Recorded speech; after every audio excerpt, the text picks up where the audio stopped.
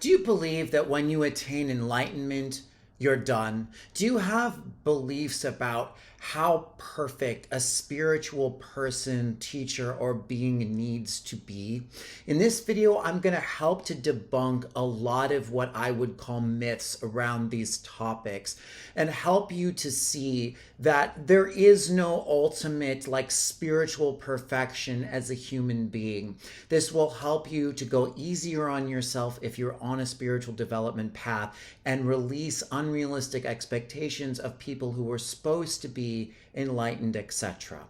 My name is Adam. Welcome back to my YouTube channel. I'm a freedom and clarity coach. Before we get started, I just want to let you know I'm doing free breakthrough calls. There's a link pinned in the comments section below. These are amazing 30-minute calls where we will go over your vision for your life, what's stopping you, and some steps you can take to create what you really want. Okay, so let's begin. Now, this is a very interesting topic. Enlightenment, spiritual perfection. And I feel that we have been very poorly and intentionally misguided around the beliefs we have around enlightenment and spiritual teachers. So first off, I'm going to talk a little bit about enlightenment. What is enlightenment? To answer the question, I don't know. I don't think anybody really knows. The truth is, on a soul level, we're all enlightened in some way. We are all infinite consciousness in some form. We all are connected to divinity and are from divinity. So if you're walking around in a human body and you're able to talk and speak on some level, how enlightened can you actually be? Very enlightened, very linked to divinity, very present and in the moment. But what does that mean? Does that mean you never get angry, you never get sad, you never get frustrated, you never have any fear? There may be a few people who have gotten to that state, but does that mean that they're completely done and they're better than everybody else? Because that tends to be how we take it. I would suggest very strongly, no. One of the things with enlightenment is it creates this goal of perfection.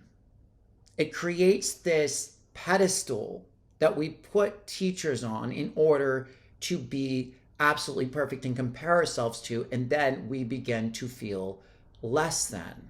But what if enlightenment is simply an experience? What if enlightenment is a role that certain souls choose to play in a lifetime?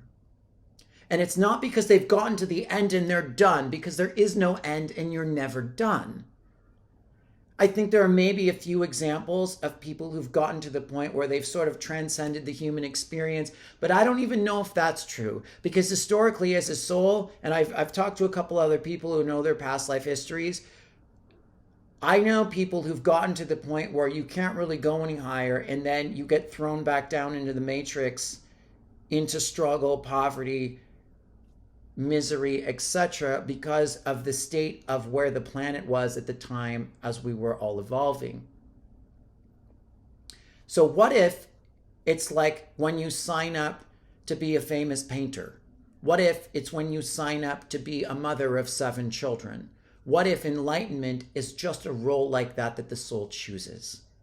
And in that life, you have the technology, you have the awareness, you have the link to your soul in a way that is super present, doesn't kind of go into the monkey mind, doesn't get super angry and fearful. And you're just here to embody that frequency for others. But that doesn't necessarily mean you're done. What if then, when your soul is done with that life, there's the opportunity to come back and do something else? What if you become enlightened in a life, and then in the next life you're like, okay, I'm going to make it a little harder on myself this time. I'm not going to incarnate into a lineage that has a whole bunch of enlightenment and spirituality connected to it. I'm going to be Jewish. or something like that. I'm gonna take on massive amounts of karma and trauma for the collective. I'm gonna have a really difficult childhood. People have been, raped, molested, beaten, battered.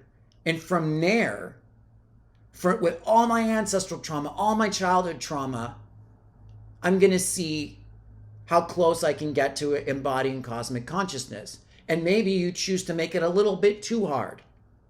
And maybe when you forget, because when we forget, when we embody, you forget that's what you signed up for. You have this belief and expectation to sort of be enlightened because you were enlightened last time, but you have all this trauma.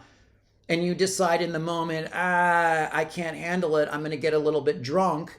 And you turn into a wino, ending up on the street in schizophrenia, which is really just access to the all that is, but in a slightly imbalanced way. And you're walking around in a space of no time. You're walking around in this sort of no time, illusory space, very connected to a past life where you weren't enlightened, but a bit in trauma. You've given up your worldly possessions. You're not really part of society, and you're just batshit crazy. And you're like a few hair clicks away from being enlightened, but you're just in trauma. These are things that can happen. So it's very important to understand when we put people on a pedestal and expect them to be perfect, we're telling ourselves that there's something wrong with us now. And enlightenment ultimately is just being your soul in the moment, wherever that is, accepting yourself with complete love wherever you are.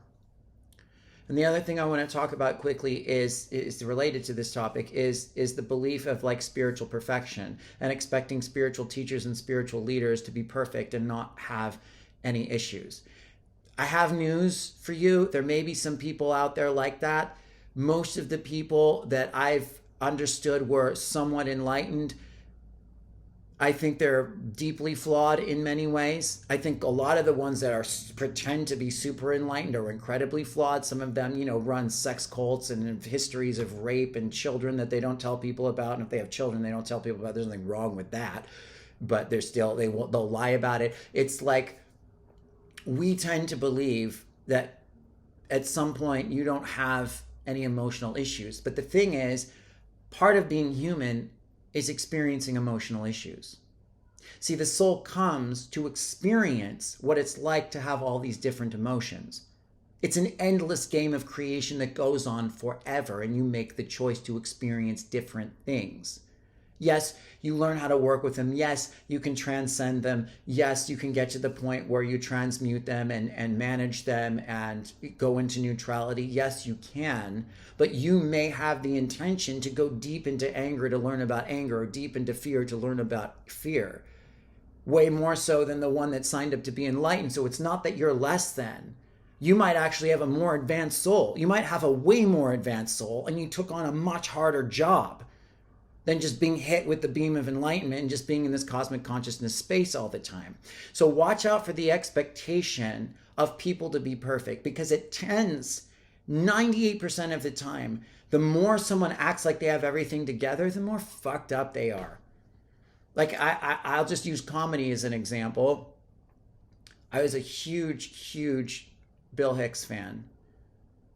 Bill Hicks was sort of a monster on stage in a very good way. He swore, he talked about every taboo topic. He would just rage in particular ways on stage, comedically, from his heart center. But he let everything out.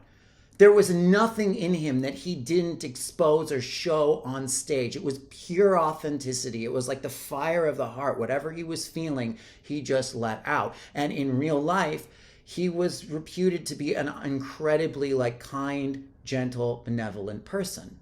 And then there's Bill Cosby, who was super clean cut on stage and raping women left and right all day long for years. It tends to be that way. It tends to be that the more people hold everything in and pretend like they have it all together, that shit's coming out somewhere else. The ones that just get it out, it's different because they're authentic. Enlightenment is really more about authenticity. The way you get to enlightenment if there is an enlightenment, is to be authentically yourself, the best that you can in every moment.